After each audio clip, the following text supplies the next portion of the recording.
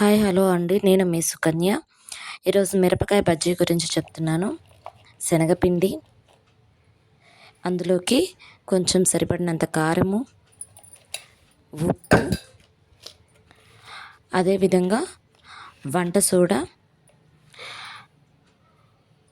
ఇవన్నీ యాడ్ చేసి ఆ తర్వాత సమపానంలో నీళ్లు పోసి చక్కగా మరీ పల్చగా కాకోకుండా కొంచెం చిక్కగా సరిపడినంత కొంచెం కొంచెంగా నీళ్లు పోసుకుంటూ కలుపుకుంటూ మనము పిండిని రెడీ చేసుకోవాలండి. ఇలా వేసుకుంటేనా బజ్జీలు చాలా క్రిస్పీగాను అదేవిధంగా వచ్చేసి మనకు చాలా రుచిగా కూడా మనకి కనిపిస్తాయి. తినడానికి కూడా చాలా రుచిగా ఉంటాయండి వేడివేడిగా. ఈరోజు ఎందుకు ఈ వీడియో చేస్తున్నానంటే ఇంట్లో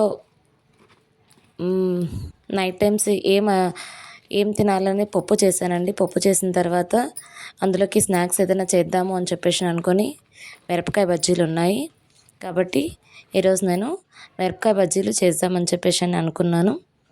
అందుకని చెప్పేసి ఈ వీడియో తీస్తున్నాను.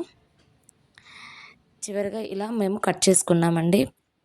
చిన్న చిన్నగా నిలువుగా కట్ చేసినటువంటి మిరపకాయలని బాగా కాగినటువంటి నూనెలోకి వేసి బాగా ఎర్రగా వచ్చేంత వరకు వాటిని వేయించి ఆ తర్వాత తింటే అబ్బా భలే రుచిగా ఉందండి.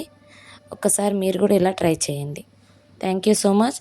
మా ఛానల్ని చూస్తున్నారు కానీ సబ్స్క్రైబ్ చేయడం లేదండి చాలామంది.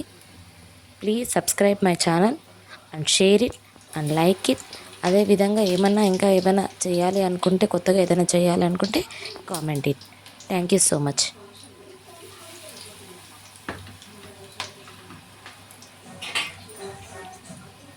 నిజాన్ని దాచిపెట్టాల్సిన అవసరం లేదు. అసలు ఆ రోజు యాక్సిడెంట్ చేసింది